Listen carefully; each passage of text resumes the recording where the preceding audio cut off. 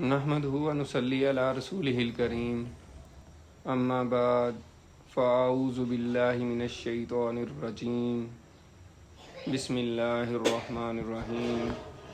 رب اشرح لی صدری ویسر لی امری واحلل عقدۃ من لسانی یفقہوا قولی واجعل لی وزیرا من اہلی آمین یا رب العالمین۔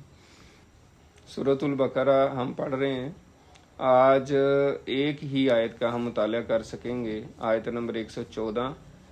وَمَنْ أَظْلَمُ مِمَّنْ مَنَعَ مَسَاجِدَ اللَّهِ أَنْ يُذْكَرَ فِيهَا اسْمُهُ وَسَعَىٰ فِي خَرَابِهَا أُولَٰئِكَ مَا كَانَ لَهُمْ أَنْ يَدْخُلُوهَا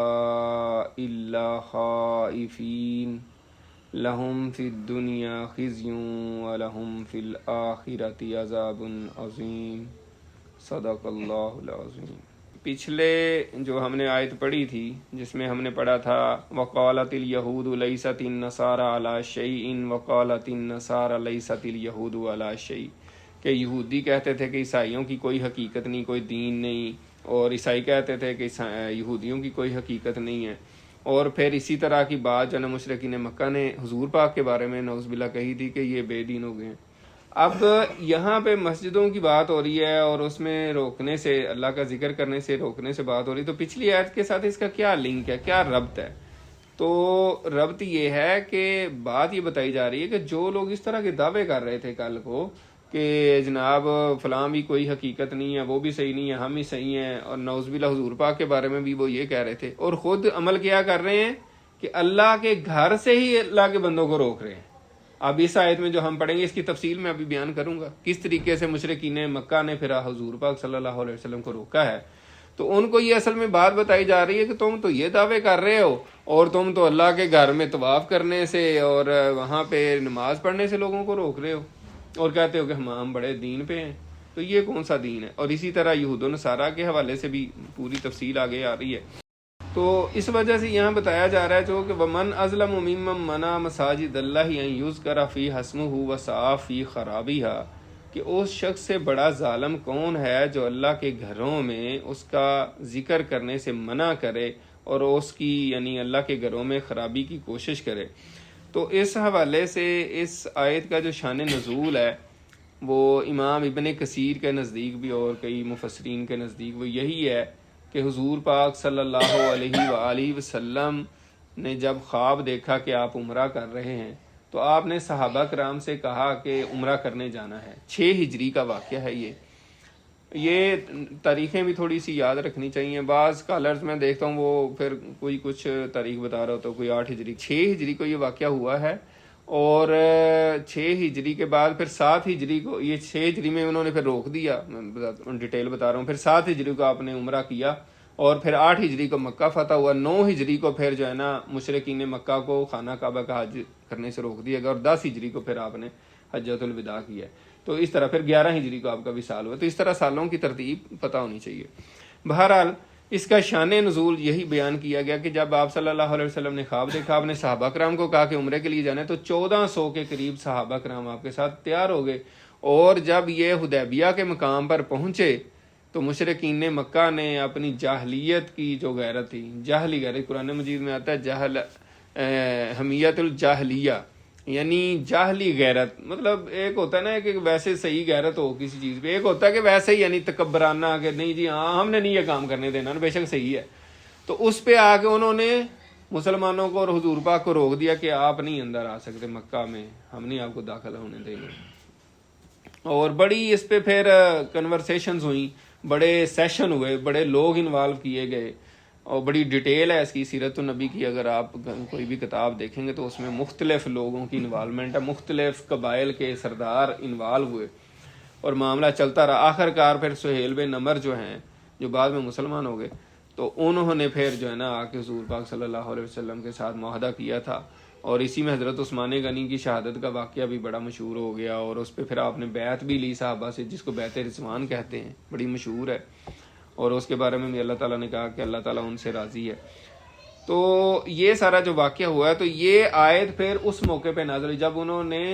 مسلمانوں کو روک دیا، تو تو اس موقع پہ یہ آیت نازل ہوئی ہے وَمَنْ أَظْلَمُ مِمَّن مَنَعَ مَسَاجِدَ اللَّهِ، کہ اس شخص سے بڑھ کر ظالم کون ہے جو اللہ تعالیٰ کے بندوں کو اللہ کے گھروں سے منع کر دے کہ اس میں اللہ کا ذکر کریں، اللہ کی یاد کریں، طواف کریں، حج کریں، یا اس کے علاوہ کوئی بھی مسجد ہو۔ یہاں پہ یہ بات بہت ہی اہم ہے، تو بھی نوٹڈ ہے کہ مفسرین نے لکھا ہے کہ یہاں مساجد اللہ، مسجد کی جمع مساجد ہے، ٹھیک ہے۔ اور مسجد کس طرح بنتا ہے؟ ساجدہ یسجد کا مطلب ہوتا ہے سجدہ کرنا، ساجدن سجدہ کرنے والا، اور مسجودن جس کو سجدہ کیا جاتا ہے، اور مسجدن وہ جگہ یا مقام جہاں پہ سجدہ کیا جاتا ہے، اس کو کہتے ہیں اس میں ظرف مکان، ٹھیک ہے۔ تو مسجد جو ہے، مسجد کی جمع مساجد ہے، اور اس سے عام مساجد پھر مراد ہے، یعنی یہ نہیں ہے کہ کوئی خاص مسجد، یعنی کوئی بھی دنیا میں جو مسجد ہوگی اس سے یہ مراد ہو سکتی ہے کہ کسی بھی قسم کی کوئی بھی مسجد دنیا میں جو موجود ہو، اس میں جو بندہ اللہ کا ذکر کرنے سے لوگوں کو منع کرے گا وہ اس وعید میں شامل ہے کہ وہ سب سے بڑا ظالم ہے، اس سے بڑا ظالم کوئی نہیں ہے۔ تو اس کے علاوہ جو ہے یہ تفسیر ابن کثیر کی روایت ہے جو میں نے آپ کو شان نزول بتایا ہے، اس کا 6 ہجری صلح حدیبیہ کا موقع ہے اور اس پر یہ آیت نازل ہوئی ہے۔ اس کے علاوہ تاریخ میں جو واقعات ہوئے ہیں، یعنی یہاں مساجد سے مراد عبادت گاہیں ہیں، مسلمانوں کی مساجد ہی مراد نہیں ہیں جو مفسرین نے بتایا ہے۔ تو اس وجہ سے اس سے پہلے جو واقعات ہوئے ہیں وہ تاریخ کا حصہ ہیں، جس میں ٹائٹس رومی جو ہے اس کے ساتھ مل کے عیسائیوں نے بیت المقدس پہ حملہ کیا تھا، اور اس کی بہرحال ریزن جو ہے وہ یہ تھی کہ یہودیوں نے بھی حضرت یحییٰ علیہ السلام کو جب قتل کر دیا تو اس کے غصے میں انہوں نے ٹائٹس رومی سے مدد لے کے بیت المقدس پہ حملہ کیا، اور وہاں پہ پھر انہوں نے قتل و غارت کی، اور یہودیوں کو پھر اللہ کے گھر سے منع کر دیا وہاں عبادت کرنے سے، اور وہاں گندگی ڈالی، اور وہاں خنزیر چھوڑ دیے اور اس کی بربادی کی۔ اور مفسرین نے لکھا ہے کہ یہ حضور پاک صلی اللہ علیہ وسلم کے دور تک اسی طرح ایک طرح سے برباد ہی رہا۔ اس کے علاوہ جو ہے جو اللہ کے گھروں کی بربادی کے حوالے سے ابرہہ کا جو مشہور زمانہ واقعہ ہے عام الفیل میں ہوا، جس سال حضور پاک پیدا ہوئے ہیں، اور پھر کس طرح اس کے جو ہاتھی تھے وہ اللہ تعالیٰ نے ختم کرے، سورہ فیل میں آپ پڑھ چکے ہیں۔ اسی طرح یہودیوں کا تحویل قبلہ کے موقع پر، جب خانہ کعبہ، جب بیت المقدس پہلے مسلمانوں کا قبلہ تھا، پھر جب چینج ہوا اللہ کے حکم سے، تو اس پہ جو مدینے کے یہودی تھے انہوں نے مسلمانوں کو بڑا ورگلایا کہ یہ دیکھیں یہ کون سا دین ہے اور یہ کون سا مذہب ہے، کہ کبھی کچھ کہتے ہیں کبھی کچھ کہتے ہیں، تو اس طرح لوگوں کو ورگلایا اور پھر دین سے بدزن کرنے کی کوشش کی۔ تو مفسرین نے خاص طور پہ معرف القرآن میں جو مفسر ہیں مفتی شفیع صاحب، انہوں نے کہا کہ یہ بھی اللہ کے ذکر کو روکنے کی، جب آپ لوگوں کو بدزن کریں گے دین سے تو نماز سے بھی بدزن کریں گے، اور پھر اللہ تعالیٰ کے دین کو اور اللہ کے گھروں میں ذکر کرنے سے بھی ایک طرح سے آپ منع کر رہے ہیں، تو یہ بھی اس میں شامل ہے۔ اسی طرح اب ہمارے دور کی اگر تاریخ دیکھیں، آج سے 400-500 سال بعد پہلے سے دیکھنا شروع کریں، مسجد قرطبہ ہماری جو ہے وہ ہماری تاریخ کا حصہ ہے، اور بڑی ہماری دل خراش کہہ سکتے ہیں تاریخ ہے کہ مسلمانوں کو جب 1492 میں وہاں سے نکال دیا گیا تو اسپین میں، اندلس میں، جو ہمارا اندلس تھا بعد میں اسپین اس کا نام بن گیا، مسجد قرطبہ اتنی بڑی مسجد ہے، اتنی بڑی مسجد ہے، اس کی اگر آپ کبھی جا کے گوگل کریں اور یوٹیوب پہ یا جو بھی اویلیبل مٹیریل ہے آپ اس کو دیکھیں، آپ کو پتہ چلے گا کہ مسلمانوں نے کتنی بڑی مسجد بنائی تھی۔ یعنی جو اس وقت مسجد نبوی کا جو حجم ہے یا جو اس کی کنسٹرکشن ہے یا لیول ہے نا، تقدس کی بات نہیں کر رہا، صرف وہ ایک عمارت کے حوالے سے اس لیول کی انہوں نے وہاں مسجد بنائی تھی مسلمانوں نے۔ اور جب انہوں نے مسلمانوں کو وہاں سے نکال دیا تو اس کے بعد اس کو انہوں نے چرچ بنا لیا، اور مسلمانوں کا وہاں پہ داخلے پہ پابندی لگا دی گئی، اور کئی سو سال یہ پابندی لگی رہی۔ پھر علامہ اقبال کا واقعہ آتا ہے کہ وہ جب گئے ہیں 1920-30 میں گئے ہوں گے، تو انہوں کو بھی اجازت نہیں ملی، پھر انہوں نے پتہ نہیں بڑی سفارش ڈال کے کوئی مسجد میں گئے تھے، اور اس پر پھر انہوں نے نظم لکھی ہے مسجد قرطبہ کے نام سے، بڑی، جس میں جناب کیا کہتے ہیں دل کو ہلا دینے والی نظم ہے۔ اگر موقع ملے تو وہ علامہ اقبال کی مسجد قرطبہ کی نظم بھی پڑھنی چاہیے۔ اسی طرح روس میں جب انقلاب آیا 1917 میں، تو انہوں نے بھی مساجد کو تالے لگا دیے، لوگوں کو، مسلمانوں کو نماز پڑھنے سے بھی روک دیا. اور یہاں یہ صرف اتنی بات نہیں ہے، انہوں نے جس کے پاس قرآن ہوگا اس کو بھی جرمانہ ہوگا. مطلب اتنی پابندیاں لگائیں کہ بالکل اسلام سے یہ جناب بھاگ جائیں، اور بالکل کٹ آف کر دیا.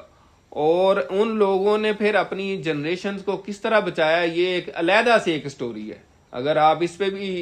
سرچ کریں، تھوڑا غور کریں یا اس کو ڈھونڈیں، تو آپ کو بڑے بڑے واقعات ملیں گے، اور بڑے اس میں جو ہے نا کیا کہتے ہیں، دل ہلا دینے والے واقعات ہیں کہ کس طرح انہوں نے تہہ خانوں میں اور اپنی نسلوں کو زبانی، پھر ظاہر سی بات ہے قرآن پاک تو نہیں تھا، تو زبانی جتنا یاد تھا اگلی نسل کو، پھر اگلی نسل کو، اور باقی چیزیں تو ان کو بھول بھلا گئیں، لیکن تھوڑا بہت جتنا قرآن یاد تھا وہ آگے ٹرانسفر کرتے رہے. پھر جب یہ مسلمان ریاستیں آزاد ہوئی ہیں اور وہاں پہ مسلمانوں نے جا کے دوبارہ سے اب تبلیغ کر رہے ہیں، اور آہستہ آہستہ دین کا کام دوبارہ سے شروع ہوا ہے. تو اس طریقے کے واقعات جو ہیں وہ آج بھی ہو رہے ہیں. آپ کے سامنے ہے یہ ہمارا کشمیر، جو مقبوضہ کشمیر ہے. کل ہی میں اخبار پڑھ رہا تھا، تو اس میں سری نگر کی جو جامعہ مسجد ہے، پرسوں جمعہ تھا،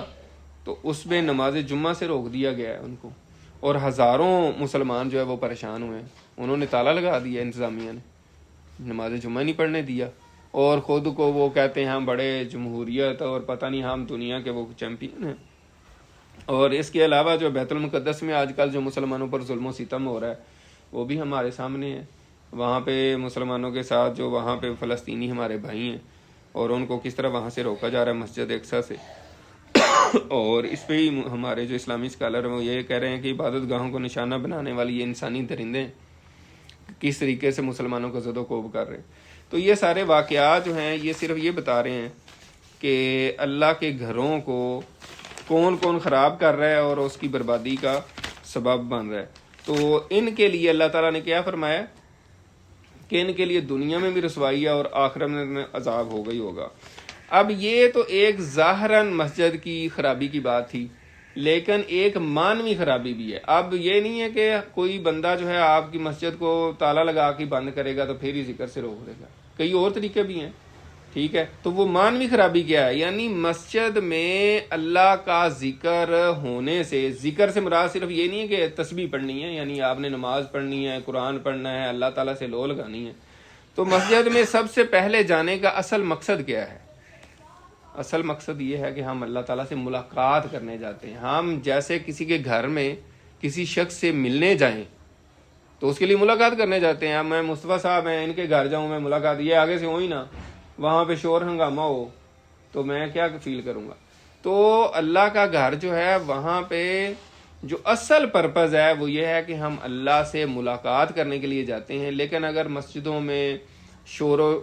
غوغا ہو رہا ہو، لوگ ڈسٹرب ہو رہے ہوں، لوگ آپس میں ہاں بھائی کیا حال چال ہے، کیسے ہو، ٹھیک ہو، وہ ادھر بیچارہ نماز پڑھ رہا ہے، سارا توجہ ادھر ہو جائے گی. ٹھیک ہے، اسی طرح کوئی شور کر رہا ہے، کوئی اونچی آواز میں تلاوت بھی اگر کر رہا ہے وہ بھی ڈسٹرب کر رہا ہے. تو کوئی بھی ایسا کام جو ہے جو لوگوں کے خشوع و خضوع میں خلل لے کر آئے، تلاوت میں خلل ڈالے یا ذکر میں خلل ڈالے، تو وہ بھی مسجد کی ایک طرح سے ویرانی ہے اور مسجدوں کو خراب کرنے کی بات ہے. اسی طرح کوئی سیاسی گفتگو، کوئی گپ شپ وغیرہ اس طرح کی چیزیں نہیں ہونی چاہیے. دوسری ایک نشانی جو ہے مسجدوں کی آباد کاری کے حوالے سے وہ ہے مسجدوں میں نمازیوں کی تعداد کیا ہے. ٹھیک ہے نا، نمازی. اب یہ بھی تفسیر ابن معرف القرآن میں انہوں نے بتایا کہ مسجد کی ویرانی یہ ہے کہ وہاں نماز کے لیے لوگ نہ آئیں یا کم آئیں، اور پھر ریزن تلاش کرنی چاہیے کہ اگر لوگ کم آ رہے ہیں تو وجہ کیا ہے، اور لوگ اگر کم ہوتے جا رہے ہیں اس کا مطلب کہ مسجد برباد ہو رہی ہے، ویران ہو رہی ہے، وہ خراب ہو رہی ہے. مسجدوں کا ظاہری نقش و نگار جو ہے، آپ نے مسجد بہت خوبصورت بنا دی، بڑے پیسے لگا دیے، سنگ مرمر لگا دیا، اے سی لگا دیے، بہترین کلین بچھا دیے، لیکن نمازی کوئی نہیں، تو آپ کیا کہیں گے کہ آپ کی مسجد آباد ہے؟ نہیں، مسجد وہ آباد ہے بے شک سادی سی ہو، لیکن وہاں اللہ کے بندے آئیں، نماز میں لوگ پورا رش ہو، نمازیوں سے بھری ہو، اتنی بڑی آبادی ہو، اور نماز میں ابھی تو چلے روزے ہیں، رمضان کے علاوہ دیکھیں ہماری مساجد میں کتنے لوگ ہوتے ہیں، ایک صاف بھی نہیں پوری ہوتی. تو یہ کیا ہے؟ یعنی باقی سارے محلے والے کدھر ہیں؟ اتنے لوگ تو ایک گلی میں ہی اس سے زیادہ ہو جائیں گے، تو کدھر گئے لوگ؟ اس کا مطلب یہ ہے کہ لوگ مسجدوں میں نہیں آ رہے اور مسجدیں ویران ہو رہی ہیں. تو یہ سوچنے کا مقام ہے. اسی طرح مشغولیت کے وقت، یعنی لوگ نماز پڑھ رہے ہیں، ذکر کر رہے ہیں، تو کوئی بندہ اٹھ کے سوال کرنا شروع کر دے یا چندہ مانگنا شروع کر دے یا کوئی اور ایسا کام کرنا شروع کر دے، تو یہ بھی صحیح نہیں ہے۔ لوگ نماز پڑھ رہے ہیں، اپنے ان حماق میں استغفار کر رہے ہیں، آپ جا کے کہیں السلام علیکم، وہ بندہ ایک دفعہ ہل ہی جائے کہ یار یہ کیا ہوا ہے۔ تو مسجد کے جو آداب ہیں اس کا سب کو پتہ ہونا چاہیے، اور اسی طریقے سے لوگوں کو ہم جو ہے ان کے ذکر سے یا نماز سے جو ہے نا وہ ڈسٹرب نہ کریں۔ اس حوالے سے حدیث ہے، نبی اکرم صلی اللہ علیہ وسلم کی حدیث ہے، اس کا مفہوم یہ ہے کہ حضور صلی اللہ علیہ وسلم نے فرمایا کہ قرب قیامت میں مسلمانوں کی مساجد بظاہر آباد اور مزین و خوبصورت ہوں گی، مگر حقیقتاً ویران ہوں گی کہ ان میں حاضر ہونے والے نمازی کم ہوں گے۔ وہی بات آ گئی، اب یہ حدیث ہے، اب تو کوئی دوسری رائے نہیں ہو سکتی۔ آپ کہہ سکتے ہیں کہ یہ جو آپ بیان کر رہے ہیں ہم آپ کی رائے سے جو ہے نا اتفاق نہیں کرتے، تو ٹھیک ہے، کوئی بات نہیں، میں کوئی وہ نہیں ہوں، آپ میری رائے سے اتفاق نہ کریں، لیکن اب حدیث آ گئی ہے، اور یہ بھی تفسیر معارف القرآن کا حوالہ ہے، یعنی معارف القرآن میں تفسیر میں جو ہے نا یہ حدیث بیان کی ہے انہوں نے، تو اب تو اس میں کوئی بات نہیں رہ جاتی کہ مسلمانوں کی جو مساجد ہیں ان کی آباد کاری جو ہے وہ یہ ہے کہ وہاں پہ نمازی زیادہ ہوں۔ اگر نمازی کام میں بے شک بڑی خوبصورت مسجد ہے تو وہ فائدہ نہیں ہے، وہ پھر بربادی کی طرف ہی جا رہی ہے یا ویرانی کی طرف کہہ لیں۔ اسی طرح حضرت علی رضی اللہ تعالیٰ عنہ کا بڑا ایک مشہور قول ہے، یہ بھی تفسیر معارف القرآن میں انہوں نے بیان کیا ہے۔ انہوں نے کہا کہ شرف و انسانیت کے 6 کاموں میں سے 3 کام جو بندہ اپنے مقام پہ، یعنی 3 کام تو سفر کے ہیں وہ میں بیان نہیں کر رہا، لیکن 3 کام جب آپ اپنے اسٹیشن پہ ہوتے ہیں، اپنے گھر پہ ہوتے ہیں، اپنے مقام پہ ہوتے ہیں، اپنے شہر میں ہوتے ہیں، تو وہ کام 3 کام جو شرف و انسانیت کے ہیں، یعنی اگر کوئی بندہ سمجھتا ہے نا کہ واقعی کوئی صحیح کام ہے تو وہ یہ 3 کام ہے۔ حضرت علی رضی اللہ تعالیٰ عنہ فرما رہے ہیں شرافت و انسانیت کے 3 کام۔ نمبر 1 یہ ہے کہ تلاوت قرآن، ٹھیک ہے، اگر کوئی واقعی سمجھتا ہے کہ صحیح کام جو کرنے ہیں۔ نمبر 2 مسجدوں کو آباد کرنا، اور نمبر 3 ایسے دوستوں کی جمعیت بنانا جو اللہ تعالیٰ اور اس کے دین کے کاموں میں امداد کریں، ٹھیک ہے۔ تو یہ 3 کام جو ہے وہ حضرت علی کے نزدیک جو ہے نا وہ شرف و انسانیت کے کام ہیں، بہترین کام ہے۔ اب آخر میں جو اللہ تعالیٰ نے یہ فرمایا ہے اولئک ما کان لهم ان يدخلوها الا خائفین، کہ یہ وہ لوگ ہیں کہ نہیں چاہیے تھا ان کو ان گھروں میں داخل ہوتے مگر ڈرتے ہوئے۔ تو اس میں 3 باتیں بیان کی ہیں مفسرین نے۔ ایک تو یہ ہے کہ جو مشرکین مکہ حضور پاک صلی اللہ علیہ وسلم کو عمرے سے روک رہے تھے 6 ہجری صلح حدیبیہ کے موقع پہ، جو میں نے بیان کیا ہے، تو ان کو تو یہ نہیں چاہیے، ان کو تو چاہیے تھا کہ وہ خود بھی اللہ کے گھر میں ڈرتے ہوئے داخل ہوتے بجائے اس کے کہ وہ دوسروں کو روکتے۔ ایک تو یہ بات بیان کی ہے۔ دوسری اس میں بشارت بھی دی ہے اللہ تعالیٰ نے، مفسرین نے لکھا کہ اصل میں اس میں بشارت ہے اے مسلمانوں کہ ایک وقت آئے گا کہ یہ اللہ کے گھر میں یہ جو روک رہے ہیں نا، ایک وقت آئے گا کہ یہ اللہ کے گھر میں ڈرتے ہوئے داخل ہوں گے۔ اور ایسا ہی ہوا پھر 8 ہجری میں، جیسے میں ابھی بتا رہا تھا، 6 ہجری میں انہوں نے روک دیا حضور پاک کو اور کہا کہ اس سال آپ عمرہ نہیں کر سکتے، اگلے سال آئیں، اور اگلے سال پھر 7 ہجری میں حضور پاک صلی اللہ علیہ وسلم نے صحابہ کرام کے ساتھ عمرہ کیا، اور وہ اس کی شرائط جو طے ہوئی تھیں کہ 3 دن آپ آئیں گے اور پھر تلواریں میانوں میں ہوں گی، جو بھی بہرحال ڈیٹیلز ہیں۔ پھر اگلے ہی سال حضور پاک صلی اللہ علیہ وسلم نے مسلمانوں نے مکہ کو فتح کر لیا۔ اس کے بھی اسباب اللہ تعالیٰ نے پیدا کیے، انہوں نے خود ہی معاہدے کی خلاف ورزی کی، ٹھیک ہے، بعد میں جا کے صلح کرنے کی بڑی کوششیں کی حضور پاک کے، بڑے ترلے منتیں کی ابو سفیان نے، آپ نہیں مانے۔ وہ سیرت النبی کی آپ کتابیں پڑھیں تو اس میں آپ کو پورے واقعات ملیں گے۔ تو 10,000 صحابہ کرام کے ساتھ مل کے آپ نے مکہ کو فتح کر لیا اور خانہ کعبہ کو بتوں سے صاف کیا،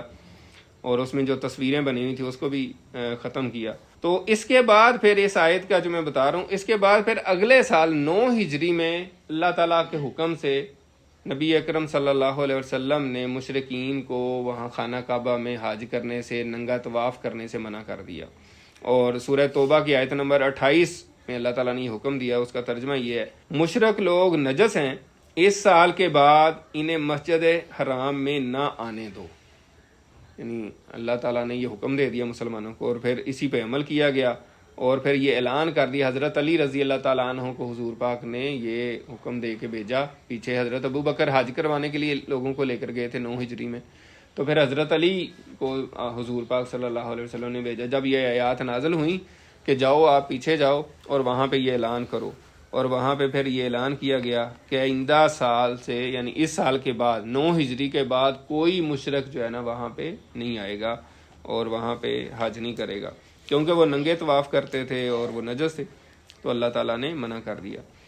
اسی طرح یہود و نصارہ کی دنیا و آخرت میں رسوائی, اب وہ تو بتا دیا میں نے کہ وہ نہیں داخل ہو سکتے. اسی طرح یہود و نصارہ کے حوالے سے حضور صلی اللہ علیہ وسلم کی جو وصیت ہے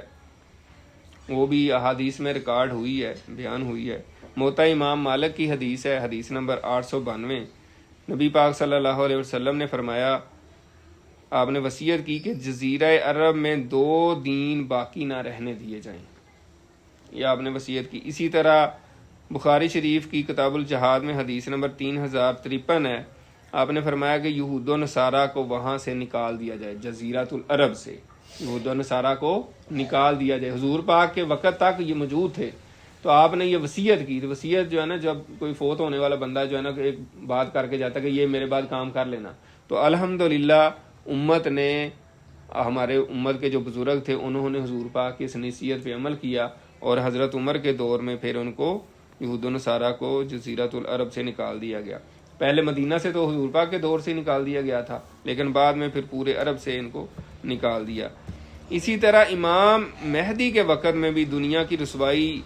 جو ہے نا ان کی ہوگی. امام ابن کثیر کہتے ہیں کہ دنیا کی رسوائی سے مراد امام مہدی کے زمانہ کی رسوائی اور جزیہ کی ادائیگی بھی ہے. یعنی یہ یہود و نصارہ امام مہدی کے وقت جو ہے وہ ان کی رسوائی ہوگی, جب جنگ ہوگی مسلمانوں کی اور ان کی, وہ بھی پھر جو ہے نا قیامت کے فتنوں کے جو ابواب ہیں حدیث میں, اس میں پورا یہ چیپٹر ہے اور پوری ڈیٹیل ہے اور پوری کئی احادیث ہیں. اگر کسی نے پڑھنی ہو فتنوں کا باب جو ہے نا, یہ مشکات شریف میں بھی آخر میں چیپٹر ہے, مختلف احادیث کی کتابوں میں جو ہے نا اکثر میں آخر میں چیپٹر موجود ہے, تو اس میں ساری ڈیٹیلز موجود ہیں. تو امام ابن کثیر کہتے ہیں کہ اس سے مراد جو ہے نا وہ امام مہدی کے زمانے کی جو رسوائی ہے وہ بھی مراد ہے. اب یہ ان کی رسوائی کی بات ہو رہی ہے اور ان کے جو ہے نا سارے معاملات ہو رہے ہیں. اب ہمارے لیے اس میں کیا حکم ہے؟ تو اس حوالے سے حضور پاک صلی اللہ علیہ وسلم نے ہمیں ایک دعا سکھائی ہے, جو یہاں کہا گیا نا, لہم فی الدنیا خزی ولہم فی الآخرۃ عذاب عظیم, کہ ایسے لوگوں کے لیے دنیا میں بھی رسوائی ہے اور آخرت میں تو بہت بڑا عذاب ہوگا. تو حضور پاک نے اس آیت کے تناظر میں ہمیں دعا ایک سکھائی ہے کہ ہم ایسی رسوائی سے بچ جائیں, دنیا کی رسوائی سے بھی اور آخرت کے عذاب سے بھی. تو وہ جو دعا ہے وہ مسند احمد کی حدیث ہے, والیوم 4. مسند احمد بہت بڑی حدیث کی کتاب ہے, تقریباً اس کی 30 کے قریب جلدیں ہیں, 30 اس کی والیوم ہے تقریباً. تو اس کا جو 4 نمبر پہ والیوم ہے, 4 جلد میں حدیث نمبر 181 ہے. آپ نے یہ دعا سکھائی ہے, اللہم احسن عاقبتنا فی الامور کلیہا وَأَجِرْنَا مِنْ خِزْيِ الدُّنْيَا وَعَذَابِ الْآخِرَةِ. میں دوبارہ پڑھتا ہوں, اللہم احسن عاقبتنا فی الامور کلیہا وَأَجِرْنَا مِنْ خِزْيِ الدُّنْيَا وَعَذَابِ الْآخِرَةِ. ترجمہ یہ ہے, اے اللہ تو ہمارے تمام کاموں کا انجام اچھا کر اور ہمیں دنیا کی رسوائی اور آخرت کے عذاب سے نجات عطا فرما, آمین. تو اللہ تعالیٰ سے دعا ہے کہ اللہ تعالیٰ ہمیں اپنے گھروں کو آباد کرنے کی توفیق عطا فرمائے, اور کوئی بھی مسجد ہو, کوئی بھی اللہ کا گھر ہے, ساری مساجد اس سے مراد ہیں, تو کسی بھی قسم کی کوئی ایکٹیویٹی وہاں ایسی نہ کی جائے جس سے لوگ ڈسٹرب ہوں اور لوگوں کی توجہ اللہ کے ذکر سے ادھر ہو جائے. ایک بندہ بڑے انہماک سے, دیکھیں ابھی میں نے بات کی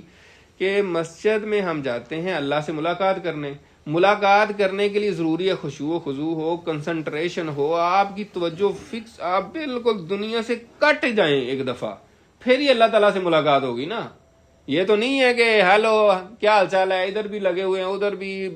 شور و ہنگامہ ہو رہا ہے, گپ شپ ہو رہی ہے, لوگ آ جا رہے ہیں, مل ملا رہے ہیں, تو ایک عجیب سا سینیریو بنا ہوا ہے. تو وہاں اللہ تعالیٰ سے ملاقات پھر کیا ہوگی؟